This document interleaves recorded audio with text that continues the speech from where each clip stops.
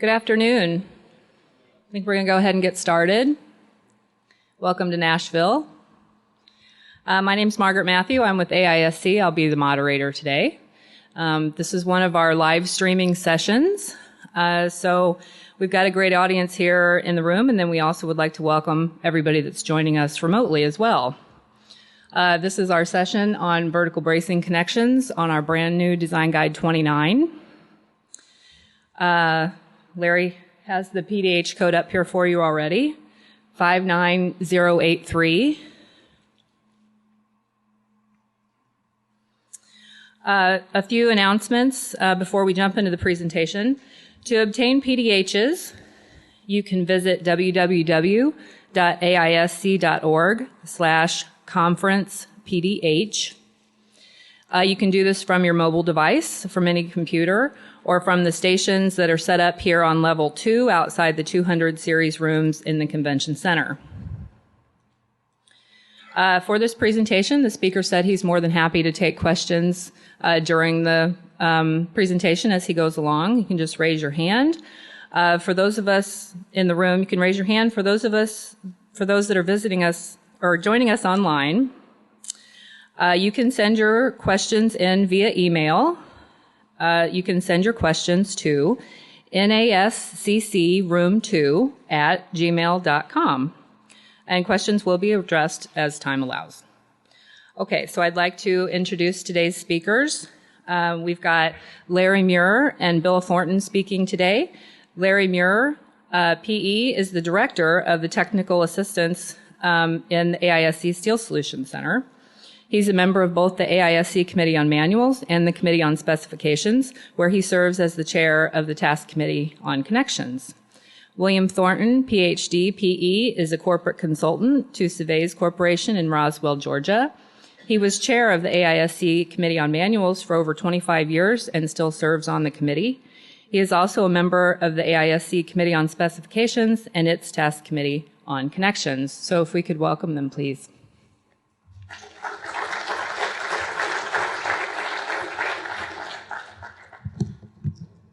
Thank you.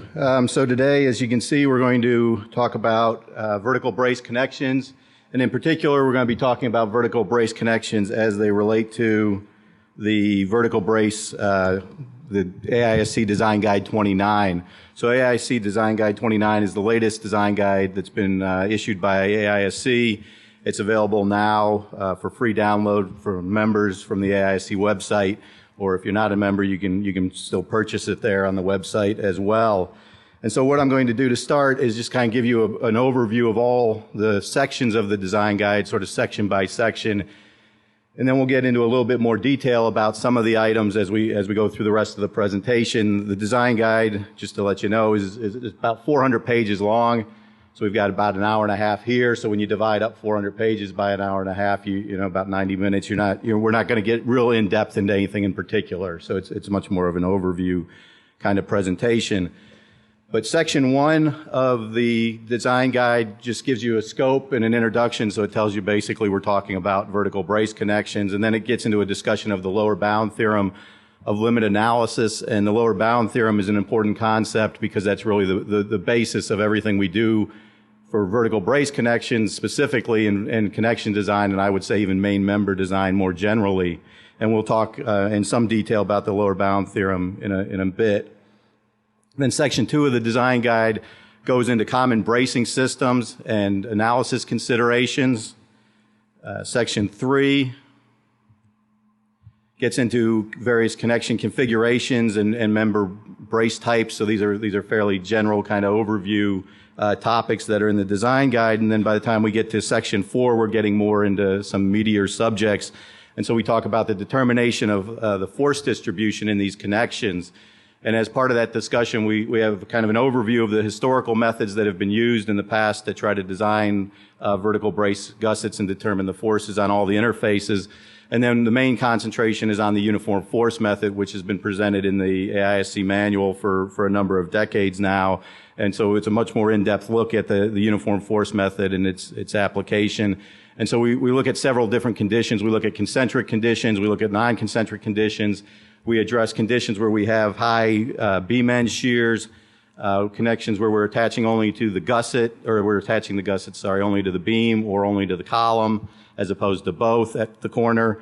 We have non-orthogonal corner conditions where we have some eccentricity between the work line of the brace and the work point. And we talk about frame distortion, so the effect of the frame actually sort of almost like second order effects as the frame distorts due to the lateral loads. Also in section 4, as we move away from the corner conditions that we spend a lot of time on, we also talk about column bases, which typically haven't been addressed in the AIC manual, for instance, and Chevron conditions as well. And then we get into section 5 of the design guide, and this takes up a bulk really of the page count, and these are the design examples. And so we have a wide range of design examples that we cover. So the first few here we're looking at, there's about a dozen examples. We're looking at strong axis conditions, so we're attaching the gusset to the strong axis of the column, so the column's web to view and elevation. And we go through the general uniform force method, and then we go through special case 1, 2, and 3, and we'll talk a little bit more about what each of those special cases are in a moment. Those are all when we're attaching to the strong axis of the column. And then if you turn the column, and then we attach to the web, then we also do about the same sort of thing. We do a general uniform force method case, and then we look at all 3 of the special cases, 1, 2, and 3. Then we have an example for a Chevron brace condition, so sometimes you might call this a mid-span gusset condition, depending on what kind of nomenclature you're used to. We look at a non-orthogonal case where the beam and the column meet at an angle other than 90 degrees, and how to address that kind of situation, which is more common in trusses than vertical braces. And then the next example is actually a truss. And the truss connection is actually a truss-to-truss connection, so it's kind of a 2-for-1 deal in some ways. And then we look at brace to column base conditions, and we look at both conditions that can exist. So attaching either to the flange of the column or turning the column and then attaching to the web, and how you address those situations. And this is basically these are full design examples. They're fully worked. So we start with sketching out a connection. Coming up with a force distribution, checking all of the limit states. All of these examples are presented in both ASD and LRFD formats, so it's that typical side-by-side format that I think you're familiar with some of the other design guides and with the design examples that are in the AISC manual. The other thing I want to point out, it's actually not on this slide, is that the design guide is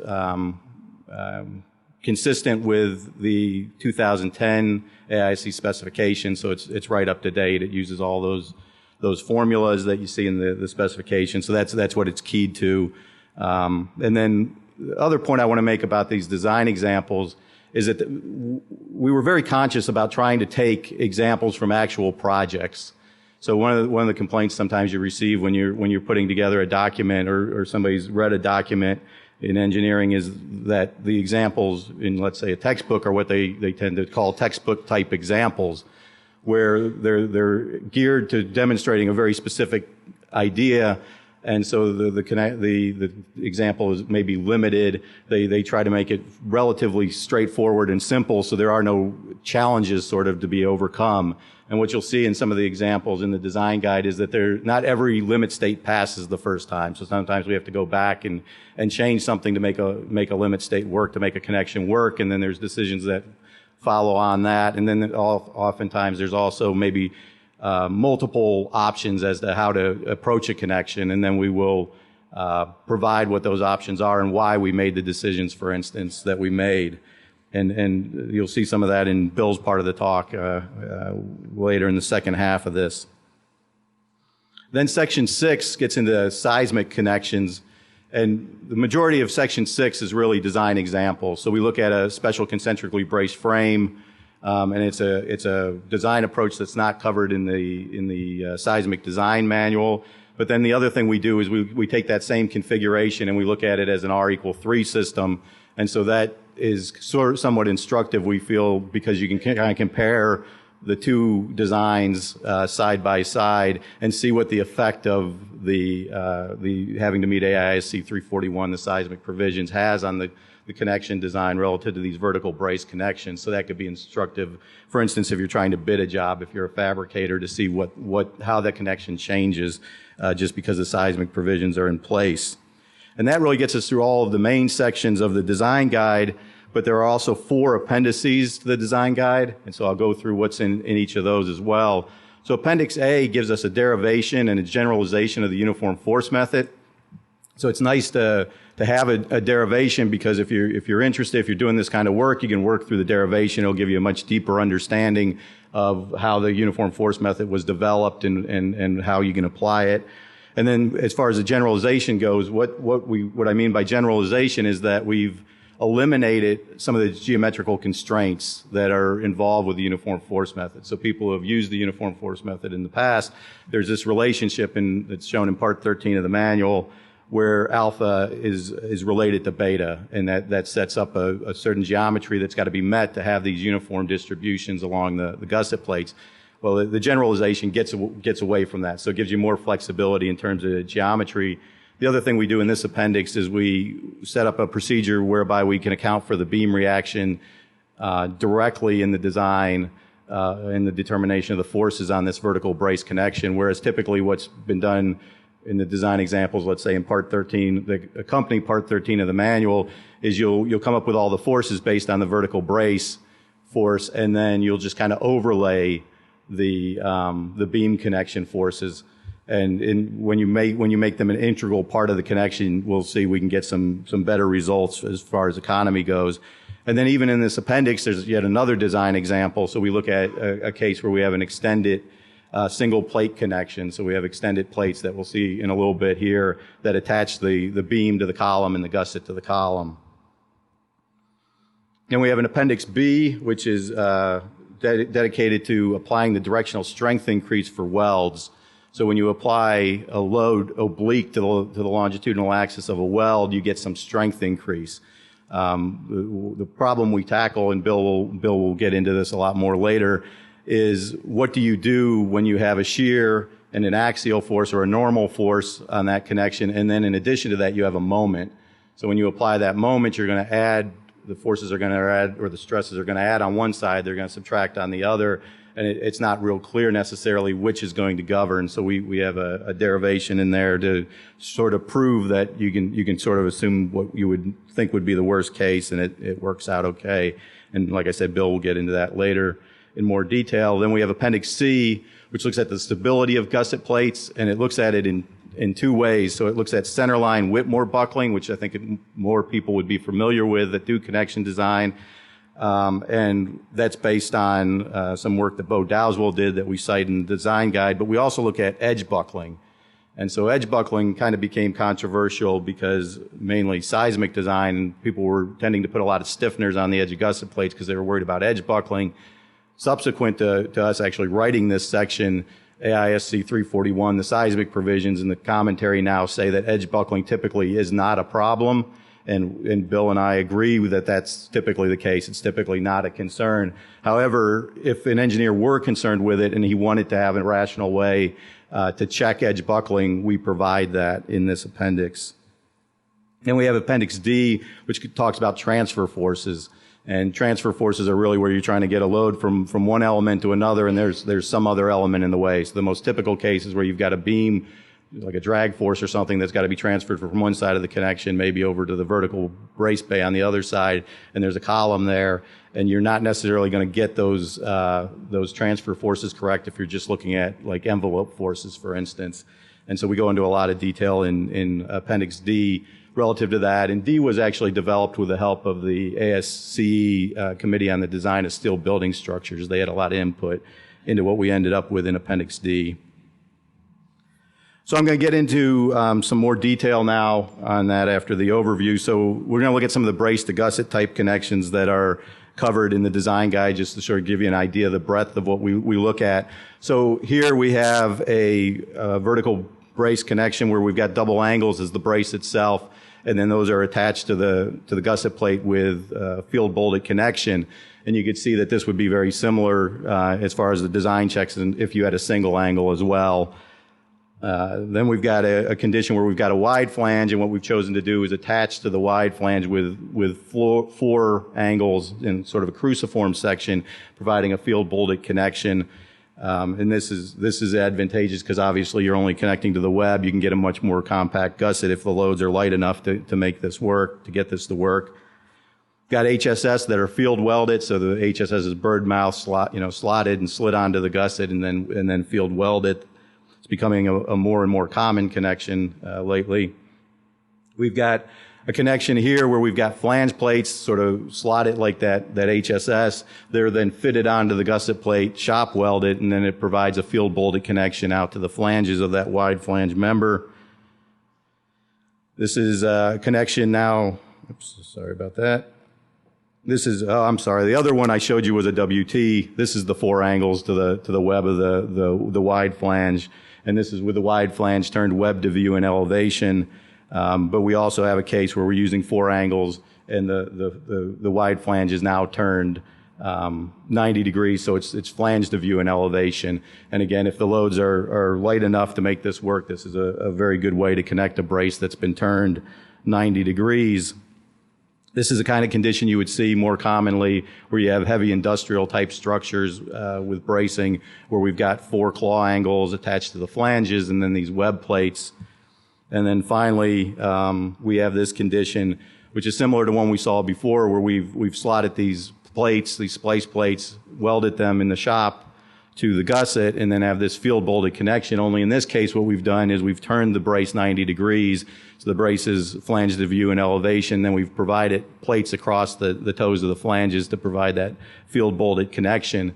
One thing I do want to point out that in this vertical brace design guide, all of these brace to gusset connections that you see have the gusset, and then the element that's attaching the brace to the gusset have some element providing out of plane stiffness, so in strength. So the angles have a leg sticking out. The T has a stem sticking out. The HSS obviously has some out of plane strength. These flanges provide some out of plane strength. So one thing Bill and I tend to avoid are conditions where you're lapping plate upon plate. Sort of pushing on a chain is the way I put it, and we're usually we're not real comfortable with those conditions. Though there are ways to design those that are covered in Design Guide 24 that typically reduce the strength of those connections to a level that makes me comfortable for the most part. So those were the brace to gusset connections.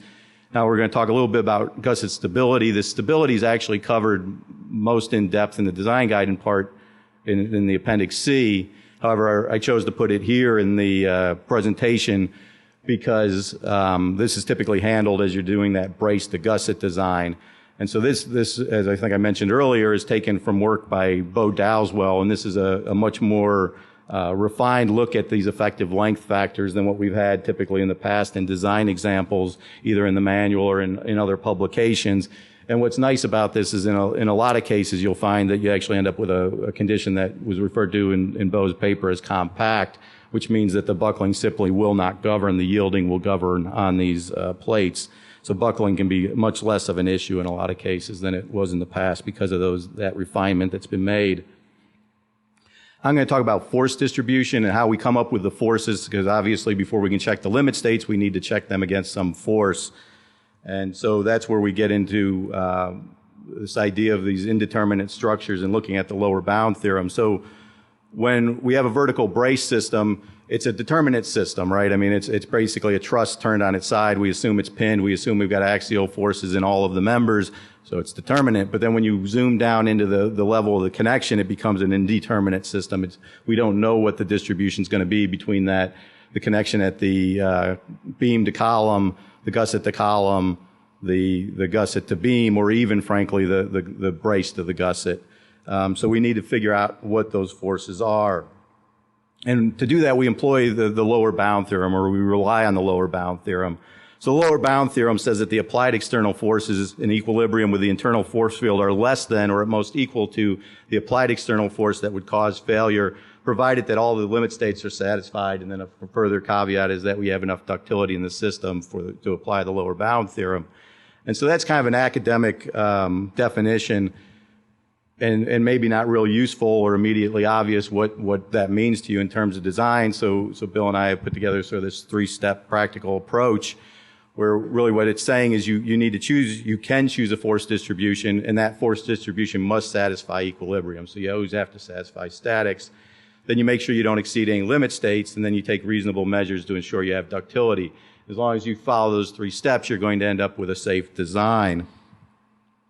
So that really gives the engineer the freedom to pick any convenient force distribution as long as he satisfies equilibrium, checks all the limit states, and then the forces can redistribute without fracture to sort of reconcile your assumed model with the actual behavior of the structure.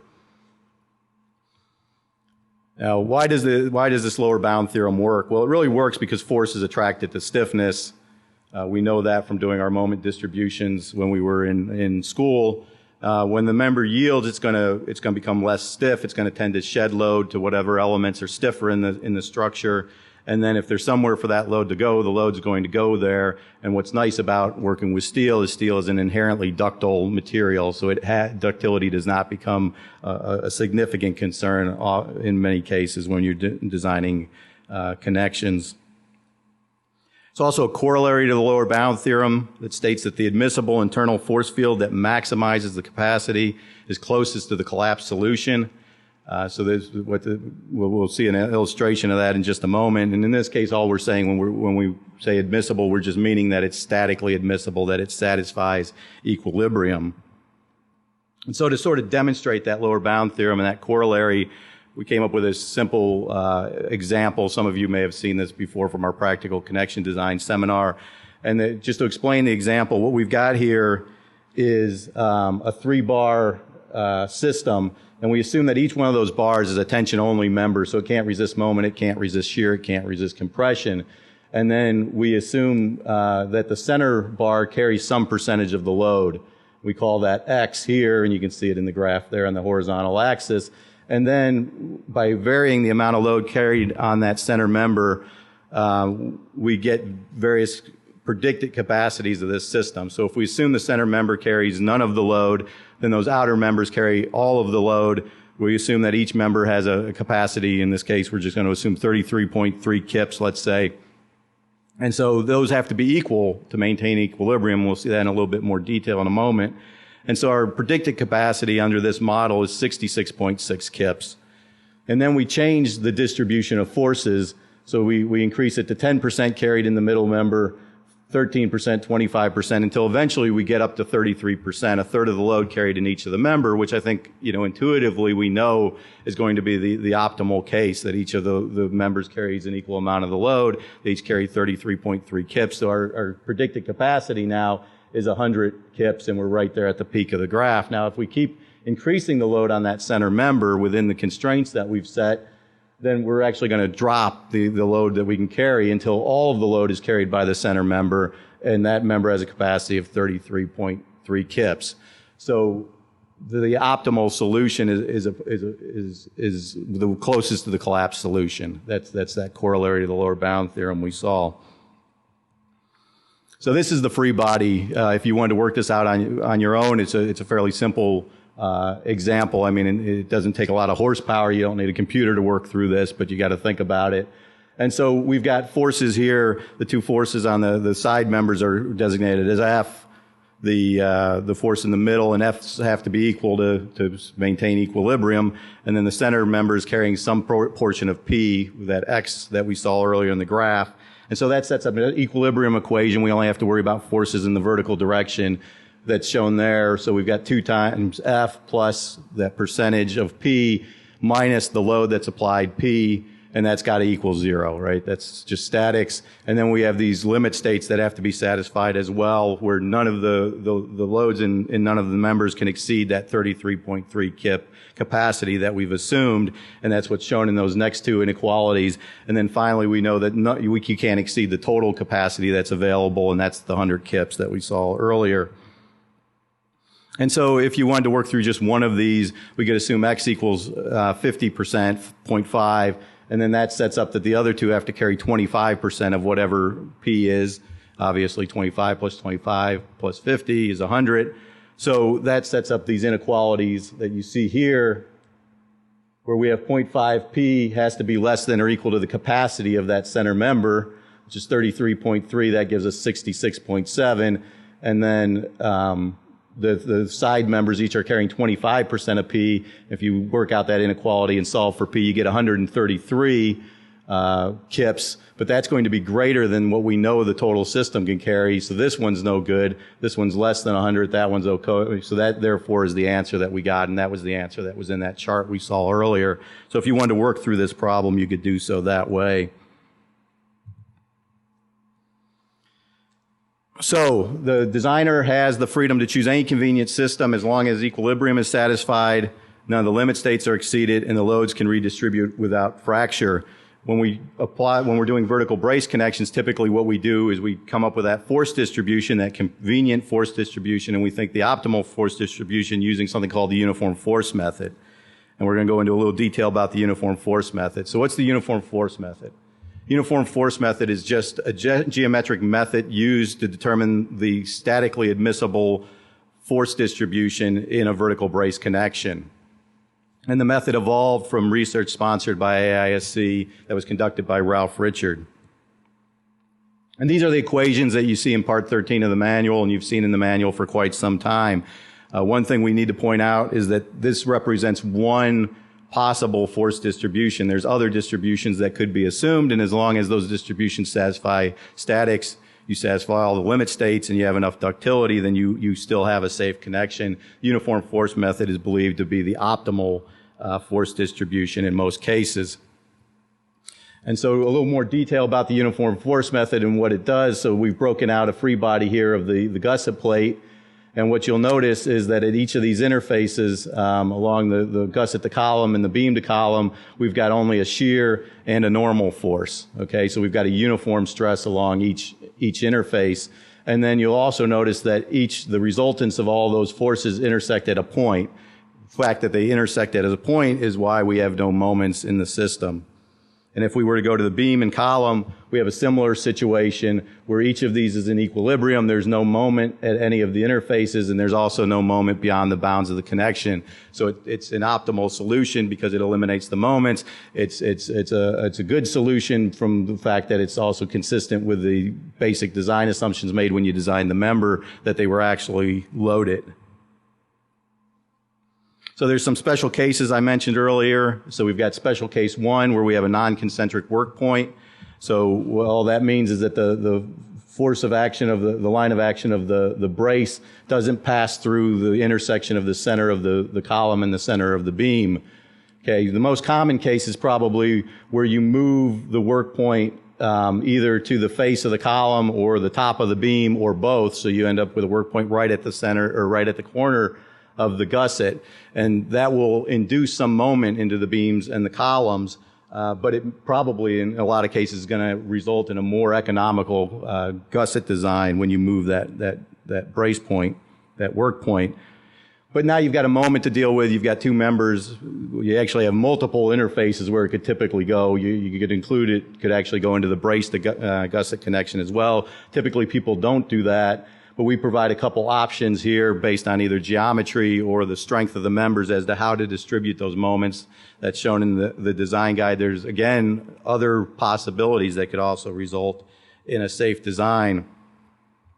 We have a special case 2 where we're reducing the reaction at the beam to column connection. So we're actually taking some of the load that would normally be delivered here between the beam and column, and we're dumping it up into the gusset and out through the gusset to column connection. Okay, now why would we do that? Why would this happen? Well, we do it because we end up with a condition where the shear is so high between the beam and the column that we can't get an economical connection or a standard type connection to work. The most common reason that situation occurs is because we end up with reactions given on the design drawings that aren't the actual loads in the job. They're based on the strength of the beam. Most common case is where you give a reaction based on the UDL, the uniform distributed load that the beam can carry, which is based on the flexural strength of the beam. Since the beams typically aren't going to be designed for their full strength, they often are governed by stiffness. That's going to result in essentially a fictitious inflated load that you end up trying to design for. And so when you get into doing the special case 2, often you're doing it not because of a demand that actually exists in the structure, but just to satisfy some contractual design or some contractual requirement based on the design loads that have been provided in the contract. So then we've got special case 3. Special case 3 is where you're, because of the bevels, either a very shallow bevel on the brace or a very steep bevel on the brace, it's more reasonable to connect only to either the column or only to the beam rather than both. And then we give you the stress distribution or the force distribution that exists. And in this case, when we're attaching only to the beam with the gusset, we end up with a moment there that's got to be accounted for in the connection design.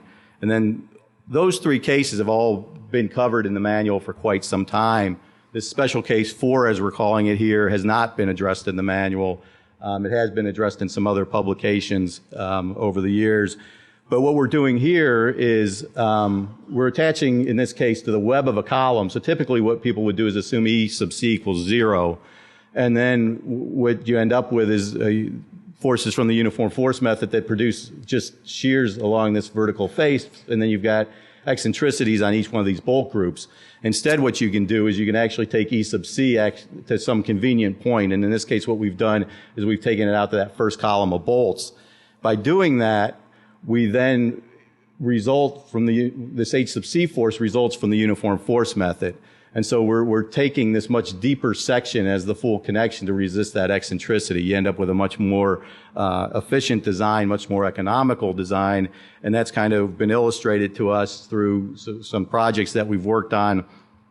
So these were a couple coal-fired power plants. They're industrial structures, heavily braced, and it was estimated that they saved about $2 million on these projects based on what their historical costs had been on other similar projects. And most of that savings was attributed to the connection design that we used here. So there were various ways that we saved money, but one of the primary ways, was that we used extended and conventional tab plates, so single plate connections to connect both the beam to the column and the gusset to the column, as we saw in that previous free body diagram, instead of double angle clips when we were attaching to jumbo columns. And that saved us money because jumbo columns have very thick webs, very thick flanges, and it takes a lot of time to weld or to drill through those flanges and those webs. Whereas if you could replace that with a welded connection with usually a modest size weld, that saved you a lot of time. And then in terms of erection, it saved money because when you drill through something that thick, the drill can tend to drift.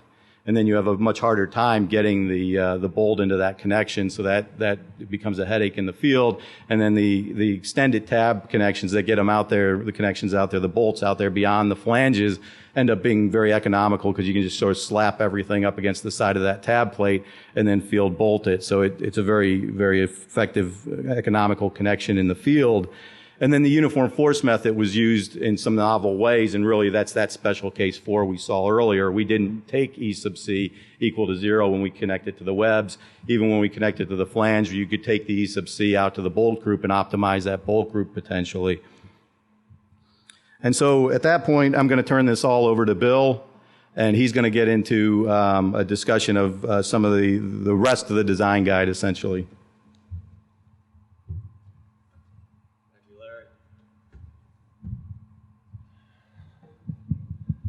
I guess the rest of it is titled Beyond Beam to Column Corner Connections. Let's see if I can get this right.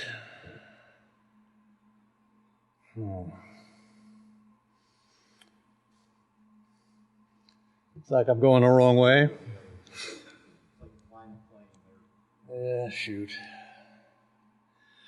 All right, by beyond the corner connections, we have some other connections to look at, like column connections to column bases.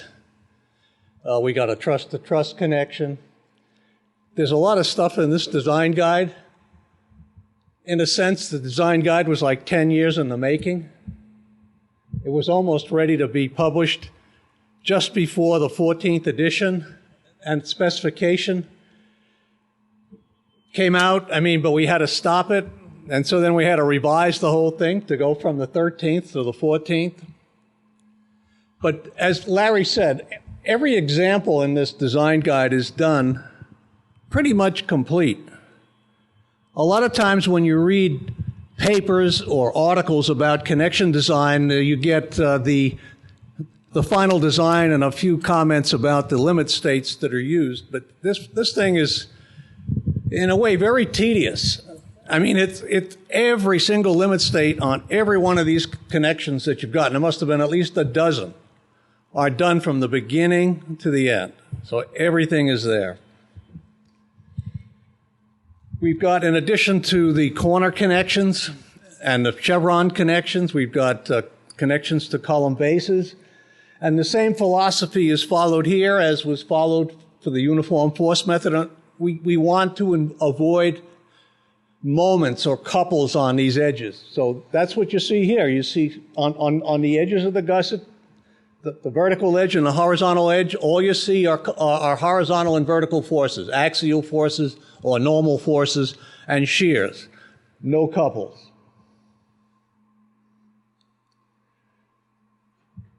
And we have some formulas that are derived in the manual, in the design guide.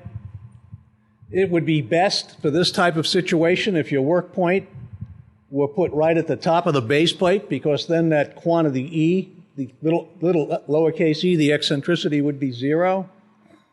If E is large, I mean, if you put that work point way, way up on the column, maybe this is not the right way to go.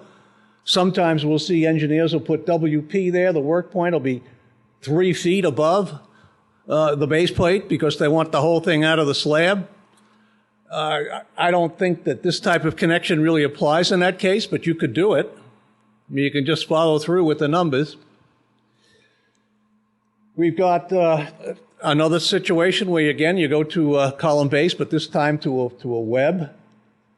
And with a web, there's a possibility, if you've got E not equal to 0, you know, if the work point is up there a little bit, that you're going to have a load on the web. And we've got an analysis in the design guide, a yield line analysis that takes care of that. This kind of shows you the yield line that was used. We basically use this. This is a yield line out of the paper by Ablowitz and Warner, published, I think, in the second year that the AISC Engineering Journal was published, 1964. I mean, we're talking about ancient history here, but the theory is just as valid now as it was then. And really, because this is to a wide flange, we take, it says a yield line there along the K distance in the web adjacent to the flange, but really we don't consider a yield line there. We consider these as being simple supports in what's in the manual. If you wanted to do this for an HSS, I think you should use probably a fixed support there rather than a simple support. Whenever you have a situation like this, a lot of people will say, I don't really like to have any kind of deformation taking place in this web. Although if you calculate it, you know, for the yield line, it's generally small compared to the thickness. But if you're concerned about it, you can use a stiffener up there at the top. If the yield line analysis doesn't work, you have no choice but to use a stiffener. The yield line, the design guide says maybe you want to use a bigger fillet weld at the bottom, which we generally have not done ourselves, but somebody recommended that. Let me get back to it here, where maybe you want to use a bigger weld size to prevent fracture of that weld to the gusset plate to the base plate. That 5/8 T basically comes from the extended shear tab or shear plate theory, where we know if we make the weld that big that the plate is going to yield before the weld fractures. There's a development of a theory for Chevron gussets here in the manual. It's basically what was done in the night school not too long ago. And there's another paper by Pat Fortney and myself that actually covers this too. But this kind of predates that. This is just a simple analysis in here. I mean, we do this example is done complete, just like every other example. Every limit state for this particular example is done from the beginning to the end. The theory is developed. This is the next set of slides has got to do with the free body diagrams, the admissible internal force fields. You see that section AA there? I can't seem to make this damn thing work. I don't know if you can see it. Yes, you can see it. You see section AA there? That's the control section for this type of connection. We take that control section and we calculate the forces on it, and then everything else follows from that. The next sets of slides have got to do with calculating the admissible internal force fields for the gusset. These are the resultant forces that act on section AA, shown here. We got axial, that's basically vertical. Some of the forces in the vertical direction. Shear, some of the forces in the horizontal direction. Moment, some of the moments about any point you want. Pick the work point, for example, or pick the center of section AA. And you can calculate all the forces on that control section. And this is not necessarily where the gusset is symmetric about the work point. That quantity that you see there, delta, we can have it offset. We can have it offset a certain amount. So you could have the center line of the gusset, section BB here, offset somewhat from where the work point is in the beam.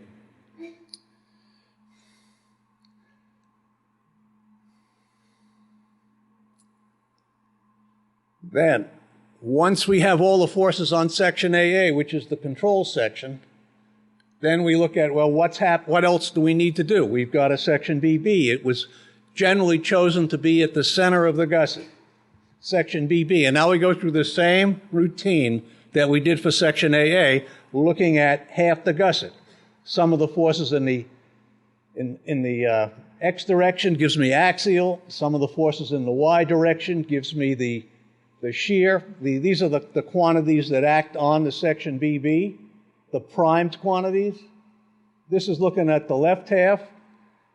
And if I look at the next one is the moment. Calculate the moments for that piece. And you come up with the moment, that the last thing there with the arrow, M sub 2 prime, is the moment it acts on section BB due to the left-hand brace. And now we basically do the same thing with the other half of the gusset. We look at the left half, and now we're looking at the right half, and now we're looking at the right brace. When you look at a picture like this, you see the components, V2 and H2, they're shown acting at the work point, but they actually act on that gusset. They act somewhere on that gusset. So that's why we do this in two pieces. Looking at the left half, the only force you saw was brace 1, which is acting on the left half. And on this one, the only force that you see for these free body diagrams is the force that acts on the right half, which is the V2 and the H2, the brace force P2. And we go through the same rigmarole again. I mean, some of the forces in the X direction, some of the forces in the Y direction, some of the forces about about any point gives me M sub 2 prime. And then I kind of put all that together. And actually, this slide only gives me the total normal force, which is N prime, which is a function of both brace forces, and B prime, which is the shear, which is a function of both brace forces. And there's really missing on this slide. I should have another one that gives me the M prime, which is the sum of the M primes from the left half and the right half. There's an example using all of these formulas completely worked out. But what we're doing here is looking at the connection generally in the design manual, even though we've got the generalized theory here where the brace forces do not have to be the same. They could both be compression, they could both be tension, they could be completely unequal. The only example that's worked in the design guide has these forces equal and opposite. I mentioned a paper by Pat Fortney and myself that goes into much more detail on this. This paper will be published in the next edition of the AISC Engineering Journal. And also, if any of you have watched the night school this past fall, which I was the instructor for, all of that, or much of that, was also gone over in that night school. So this is just touching the surface as far as Chevron bracing goes. There's problems with Chevron bracing whether you consider the connection in isolation, which is what's been done traditionally, or do you consider it as a part of a system? And that latter part there is what we call, the term has been coined, the Chevron effect. And it's different. You don't necessarily get the same results if you consider it as part of a system, except in one case where the forces are equal and opposite. Then it doesn't matter.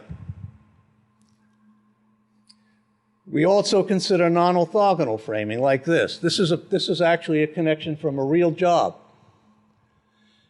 Maybe it's very unusual, but it's not uncommon for columns to slope.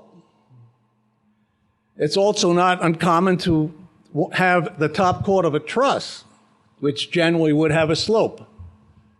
If you look at this particular picture, the slope of the column is 2 on 12. You can see it up there just under the centerline column. I mean, for a roof truss, perhaps that 2 on 12 might be 4 on 12. Do you just ignore it? Well, you can't ignore it. Not if you're going to satisfy equilibrium. Not if you want to be sure that you've got a safe design. So the design guide has got formulas to handle this case. This is a picture that kind of shows you the variables and how they act. These are the equations. The angle gamma is really what makes this different than what you'd have for an orthogonal case. You can see the angle gamma up there at the top, this angle right there. Gamma is positive if the angle becomes acute. Gamma would be negative if the angle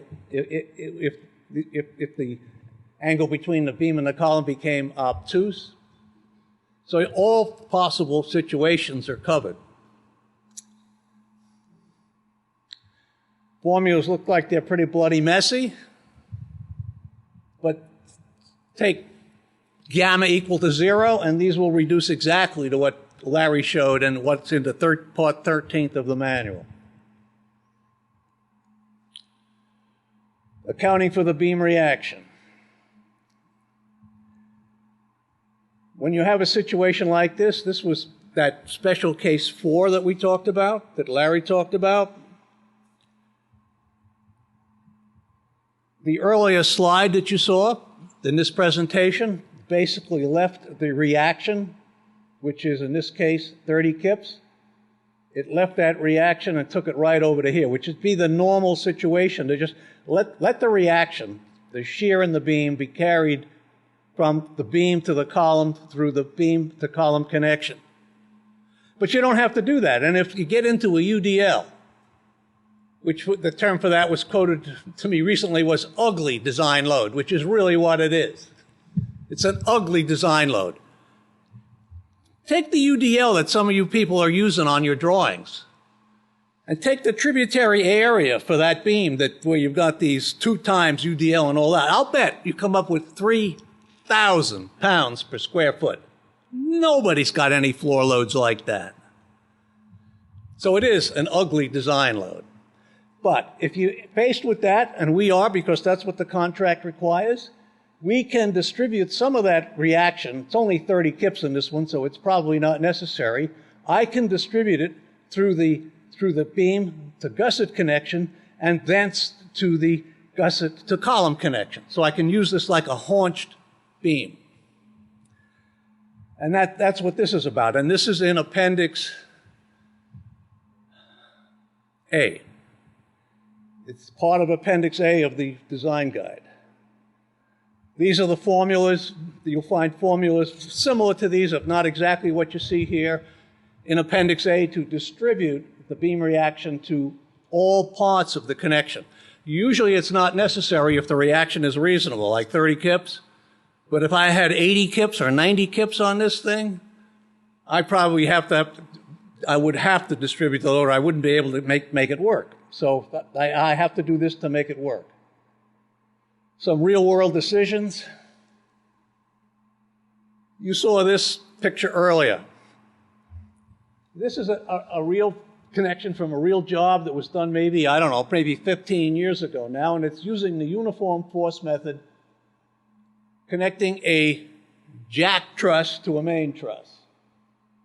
This truss here, what you see here is really a truss. It's a jack truss that's framing to this truss, which is the main truss, the main carrying truss. And the gist of these slides, and the reason I put it in the design guide, was the use of the control points, A and B. A and B, A is the beam control point. It's at the center of the beam and the face of the column flange. And B is the column control point, which is at the center of the column and at the face of the beam flange. And because the depth of the cord, the main cord, and the depth of the jack truss cord were about the same, this connection right here between the vertical in the main truss and the top cord of the main truss right there is going to be subjected to forces that I can calculate directly using the uniform force method. I'll have a shear and a normal force.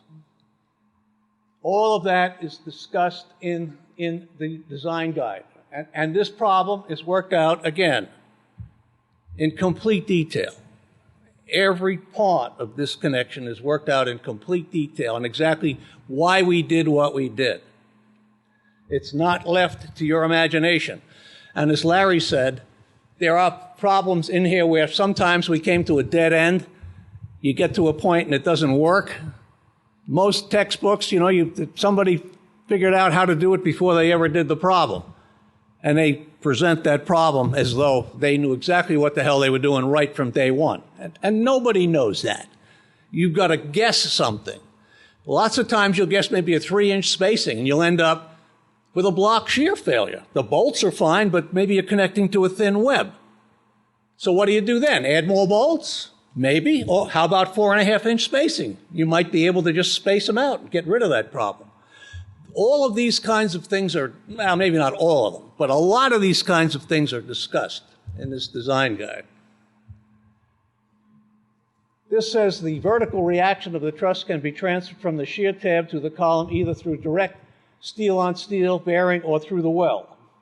What this is being referred to here, if you go back in the presentation, this weld right here, the weld of that kind of shaped shear plate to the inside of the, I think it's a 36 by something, I don't remember what the size is. In the earlier slide, it was actually fitted to bear, and a 3/8 fillet weld was used. I mean, we're talking about like 1,000 kips coming through this thing. But real-world decisions, it might have been better to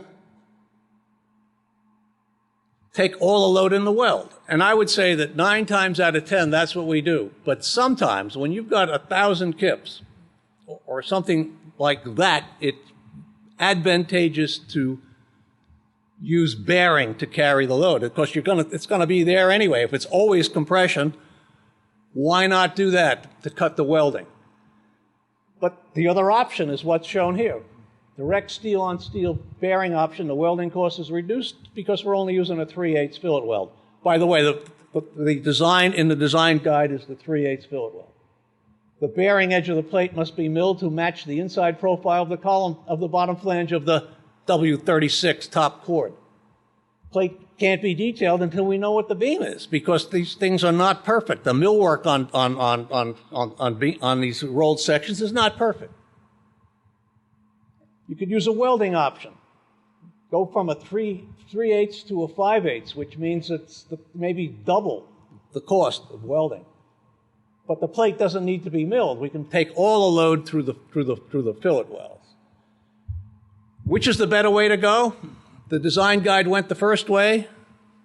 The presentation here went the second way. I don't know what's the right way to go. That's the only people that can make the decision on that is the shop that's doing the work. Design Guide 29, there's a basic premise in connection design that we ought to try to match what the engineer of record assumed in his analysis. And when you do a problem like this, we're treating this like it's a simple connection, which is probably what the engineer assumed, like a truss, like all the members framed to each other without any rigidity. But even in addition to that, what I'm saying here is there's no weld between this flange of the beam and the flange of the web. And a lot of times, fabricators or the shop people will see that and say, nah, we need to put a weld there. If you do that, you may need a stiffener, because if you do that, if you put a weld here, you're going to suck more load into these bolts that are adjacent to it.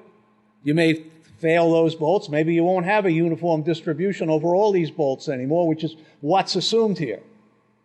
So whatever was assumed in your analysis here for the connection, you need to follow through in producing the connection. And that's basically what this is saying. If it's welded, the bolts close to the flanges might see larger load. I would maybe make that a little bit stronger. I think they will, unless the welds fracture. This will affect the assumed uniform force distribution. We want to have a connection that matches what we assumed is for the forces, just like the arrangement of the connections should replicate as closely as possible what the engineer is assuming. If he's assuming a simple shear connection, then we ought to have something that's close to a simple shear connection.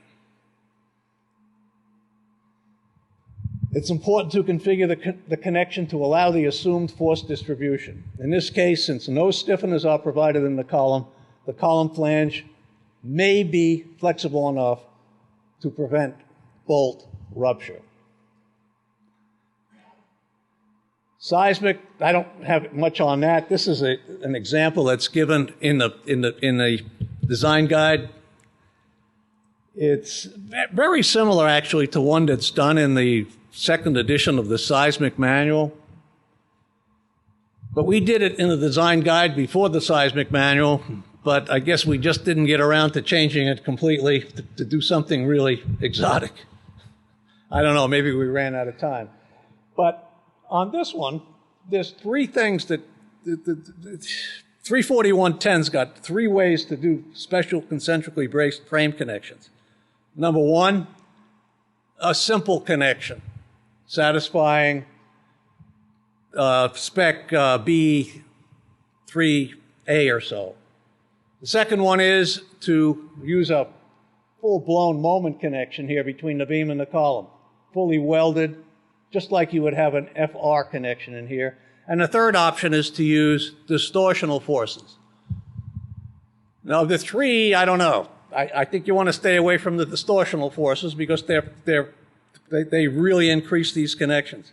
On this one, what we did is we made this splice that you see here, we made this splice ductile. That splice really comes right out of Part 10 of the manual. It's really an extended shear tab, which has got all the requirements that the plate yields before the bolts fracture or the welds fracture, if there were any welds. All of those requirements are built into this. So I'm saying this splice is ductile per Part 10 of the manual. All of the connections of Part 10 of the manual are assumed to be ductile. By that I mean they are able to carry an end rotation of about 0.3 radians.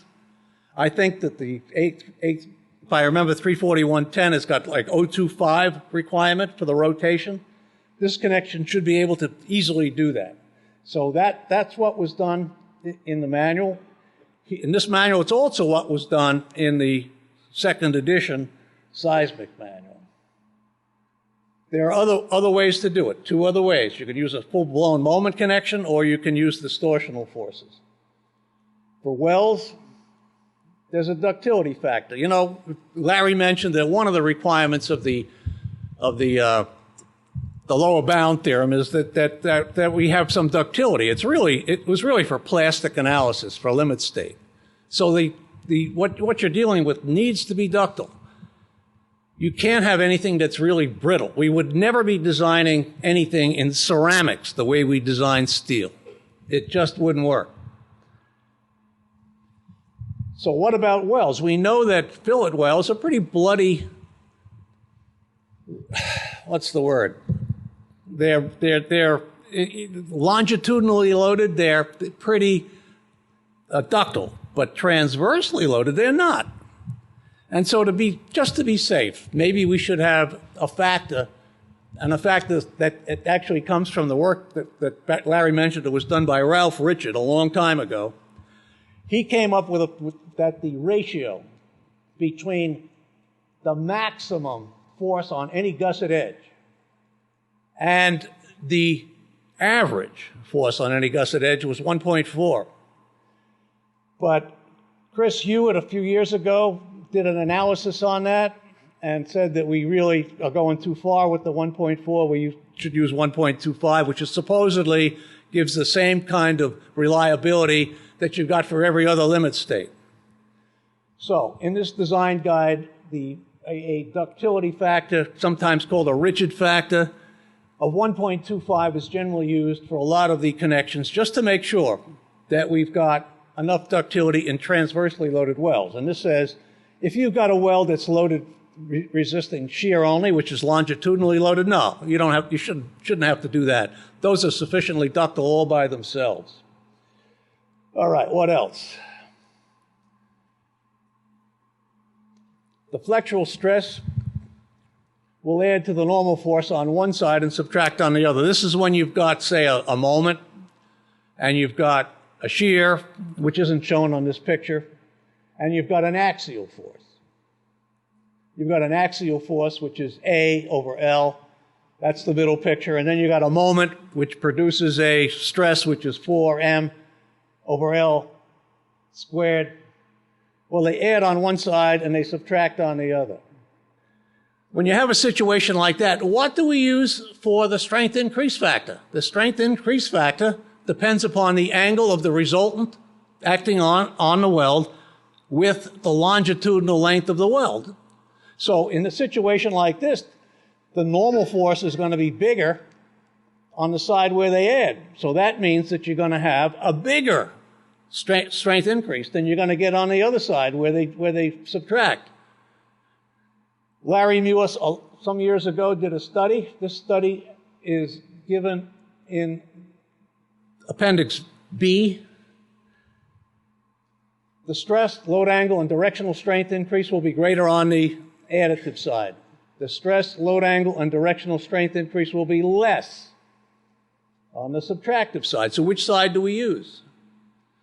Well, normally we'd want to use the first one there, where the stresses add. But in that particular case, your strength increase factor, which everybody knows is what? 1 plus a half plus the sine to the 1.5 power of the angle theta, which is the angle between the longitudinal axis of the weld and the resultant. That value is going to be bigger when the normal force is bigger. But maybe it's given us too much. And so the question is, which governs? Do we look at both sides? Do we have two different welds?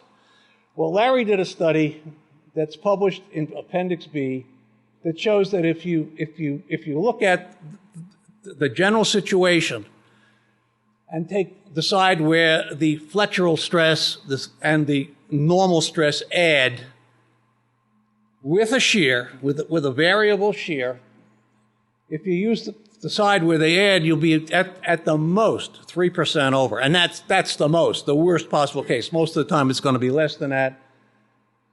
So that's what all of these examples do. They take the bigger side. Don't worry about the fact that on the other side you got the difference. You're pretty darn close if you do that. And as that said, I skipped that. The Appendix B provides a proof of this. Goes through the details of how we arrived at that conclusion. Well, I think that's the end of this for me. I think this design guide is really worth your looking into. If you do any bracing connections, it's got every damn bracing connection. Well, it doesn't have every one. Let's face it, nobody's going to have every one of them, but it's got a lot of bracing connections. If you got any questions on how to do this stuff, this is the place to start. So that's it. Thank you for your attention.